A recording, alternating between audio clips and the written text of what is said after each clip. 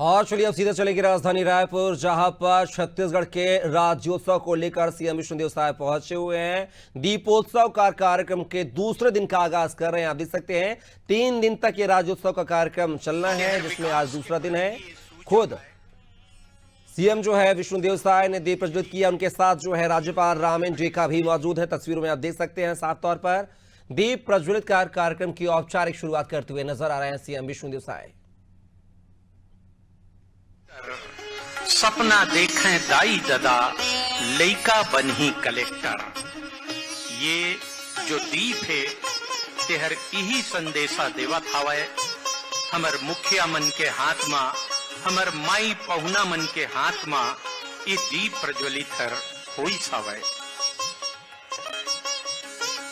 और एकर बाद हमन के मुखिया मन के स्वागत करना चाहबो। छत्तीसगढ़ महतारी के समक्ष पुष्प अर्पण कर कार्यक्रम को आगे बढ़ाएंगे। समस्त अतिथियों से आग्रह, छत्तीसगढ़ महतारी की प्रतिमा के समक्ष पुष्प अर्पित करें।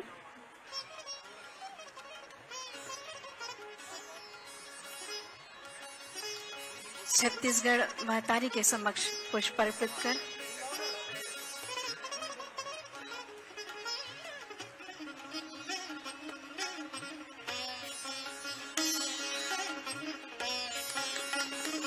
माँ के आशीर्वाद से हर काम निर्विघ्न पूर्ण होता है और हमने छत्तीसगढ़ महतारी का आशीर्वाद ले लिया।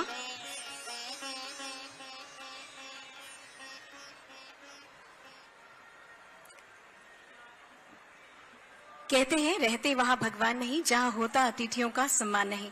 और हमारी भारतीय संस्कृति हमें सिखाती है अतिथि देवो भव। अतिथि देवो भव की परंपरा का निर्वाह करते हुए माननीय राज्यपाल महोदय छत्तीसगढ़ श्री रमेन जेका जी के स्वागत के लिए मैं आग्रह करूंगी। नागरिक बंधुओं, माताएं, बहनें, युवा साथियों, मीडिया के मित्रों और कलाकार बंधुओं, आप सभी को जय जोहार। राज्योत्सव 2024 के दूसरे दिन के इस समारोह में हम लोगों का सौभाग्य है कि हमारे प्रदेश के माननीय राज्यपाल जी यहां पर उपस्थित हैं। मैं चाहूंगा कि आप सब लोग करतल ध्वनि से उनका स्वागत करेंगे। समारोह में उपस्थित युवाओं, माताओं, बहनों, बुजुर्गों, बच्चों सहित सभी नागरिकों का भी मैं पुनः स्वागत करता हूं, सत अभिनंदन करता हूं। जिन लोगों ने संयुक्त मध्य प्रदेश के समय छत्तीसगढ़ में जन्म लिया और बड़े हुए, वे लोग तब और अब के फर्क को बहुत अच्छी तरह से जानते हैं। उन्हें याद होगा कि किस तरह छत्तीसगढ़ में बार बार अकाल पड़ता था, किसानों को रोजी रोटी की तलाश में पलायन करना पड़ता था, मजदूरों को आंदोलन करना पड़ता था, आदिवासियों का शोषण होता था, युवाओं के पास रोजगार नहीं था, महिलाओं के पास अधिकार नहीं था, गांवों में गरीबी पसरी हुई थी, शहरों में गंदगी पसरी हुई थी। जो अविभाजित मध्य प्रदेश की राजधानी भोपाल थी, वो यहां से कोसों दूर था। यहां से आवाज बहुत देर से वहां पहुंच पाती थी। इससे भी कहीं ज्यादा देर सरकार की योजना और कार्यक्रम को छत्तीसगढ़ तक पहुंचने में लग जाता था। तब छत्तीसगढ़ में भूख थी, पीड़ा थी, उपेक्षा थी।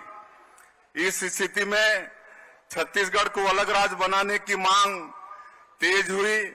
सौभाग्य से जब अटल जी प्रधानमंत्री बने, तब उन्होंने छत्तीसगढ़ के लोगों की पीड़ा को समझा और यहां के लोगों की मांग को पूरा करते हुए अलग छत्तीसगढ़ राज्य का निर्माण किया। 1 नवंबर 2000 को छत्तीसगढ़ अलग राज्य बना। तब से लेकर अब तक 24 साल पूरे हो गए हैं।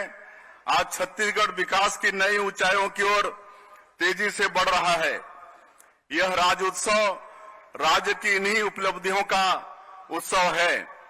कल मध्य प्रदेश के माननीय मुख्यमंत्री श्री मोहन यादव जी की उपस्थिति में राज्योत्सव 2024 की शानदार शुरुआत हुई।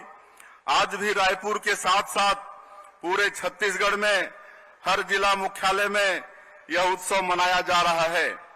कल इस 3 दिवसीय उत्सव का समापन होगा। रायपुर में कल के मुख्य समारोह में माननीय उपराष्ट्रपति जी श्री जगदीप धनखड़ जी मुख्य अतिथि होंगे। राज्य के सभी जिलों में रंगारंग सांस्कृतिक कार्यक्रम आयोजित किए गए हैं। इस उत्सव के माध्यम से हमने अपने लोक कलाकारों को उनकी कला के प्रदर्शन के लिए ज्यादा से ज्यादा अवसर देने की कोशिश की है। इसके साथ ही बॉलीवुड और छॉलीवुड के कलाकारों ने भी अपनी सुमधुर प्रस्तुतियां दी हैं। शास्त्रीय गायन और भजन की प्रस्तुतियां भी इस आयोजन में शामिल की गई हैं। मैं सभी कलाकारों को उनके उत्कृष्ट प्रदर्शन के लिए बधाई देता हूं।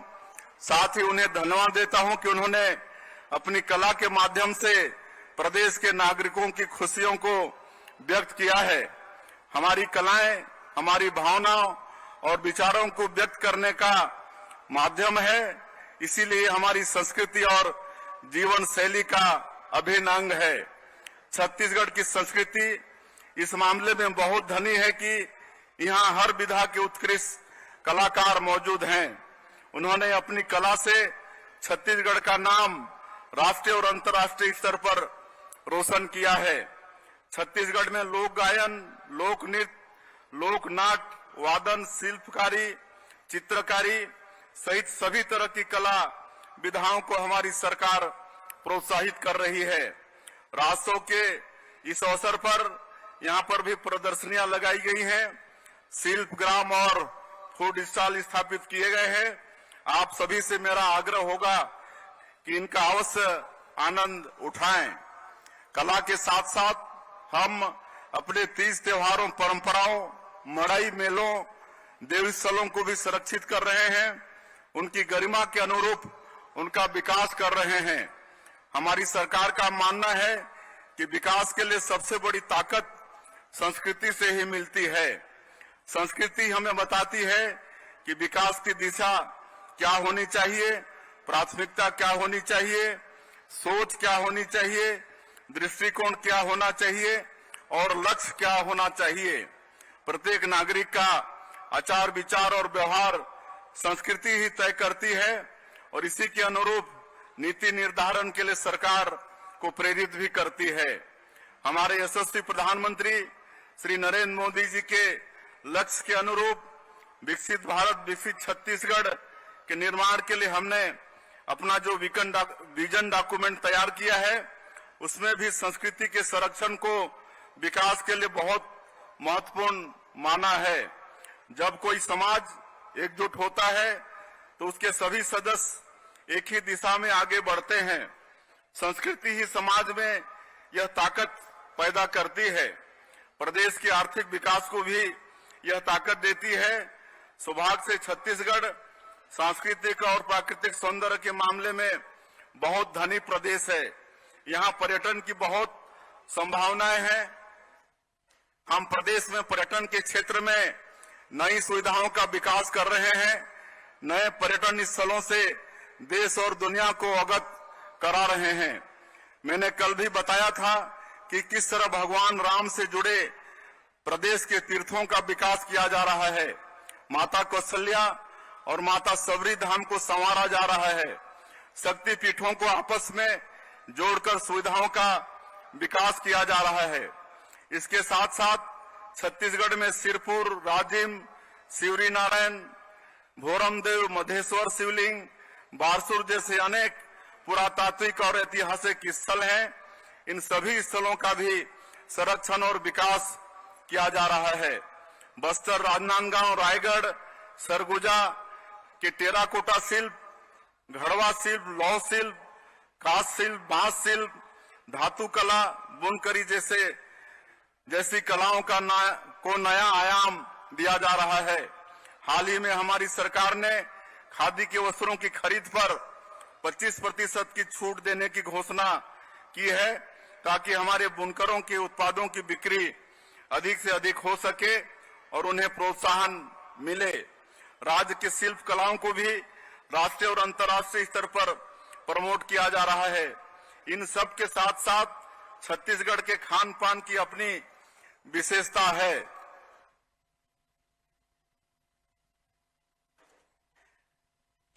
मैं यह पहले ही कह चुका हूं कि संस्कृति का संरक्षण और संवर्धन हमारी सरकार की सर्वोच्च प्राथमिकताओं में शामिल है।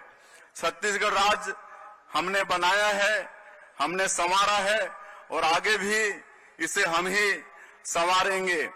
मैं छत्तीसगढ़िया संस्कृति के इस जश्न राज्योत्सव के अवसर पर आप सभी को फिर से एक बार बहुत बहुत बधाई देता हूं।